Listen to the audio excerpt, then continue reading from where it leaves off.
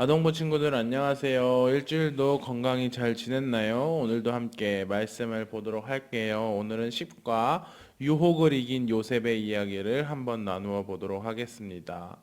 오늘 말씀은 창세기 39장 3절의 말씀이에요.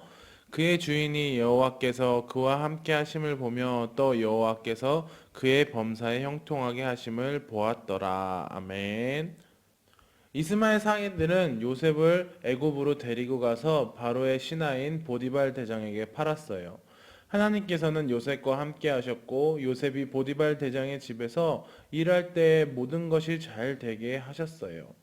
말씀에서 형통의 뜻이 모든 일이 잘 되었다는 뜻입니다. 왜 요셉이 하는 일마다 잘 되었을까요? 바로 하나님께서 함께 하셨기 때문입니다. 보디발 대장도 하나님께서 요셉과 함께 하신다는 것을 알게 되었지요. 요셉은 무척 성실한 사람이었어요. 그래서 보디발 대장은 요셉을 가정 총무로 삼아 대장의 모든 소유를 요셉에게 맡겼어요.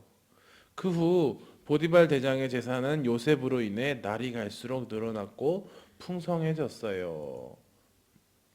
그러다 어느 날 보디발 대장의 아내가 요셉에게 눈짓을 하며 유혹하기 시작했어요.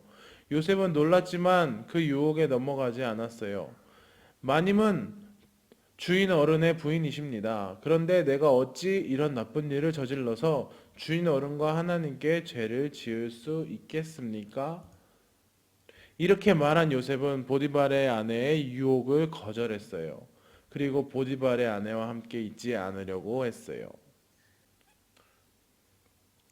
어느 날 요셉이 일을 하기 위해 보디발의 집에 들어갔을 때 그곳에는 보디발의 아내 말고는 아무도 없었어요.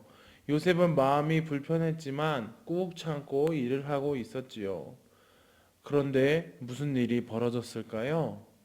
보디발의 아내가 요셉에게 다가와 요셉의 겉옷을 붙잡고 끈질기게 늘어지는 것이었어요.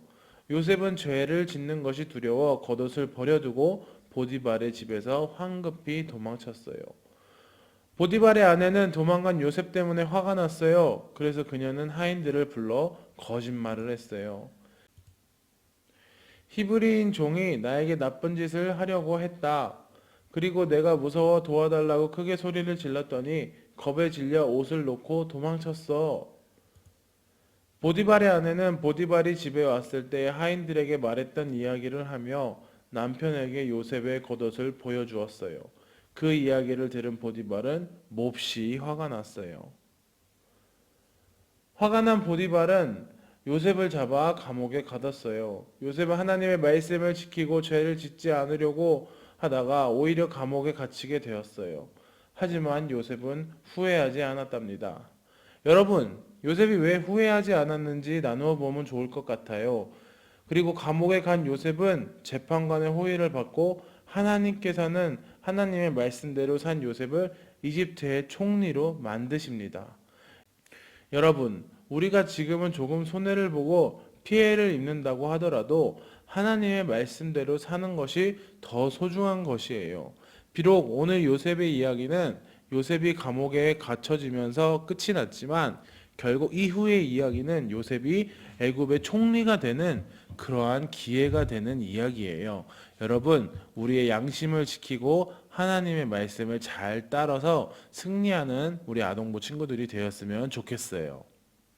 우리 마음으로 받아들여 볼까요? 요셉에게 유혹이 찾아왔어요. 하지만 요셉은 죄를 짓지 않았어요.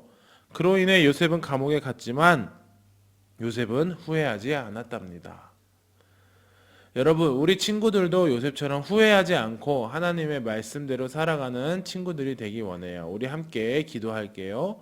하나님 아버지, 요셉에게 유혹이 찾아왔지만 하나님의 말씀대로 죄를 짓지 않고 유혹을 이긴 것처럼 우리도 하나님의 말씀을 잘 지키게 해주세요.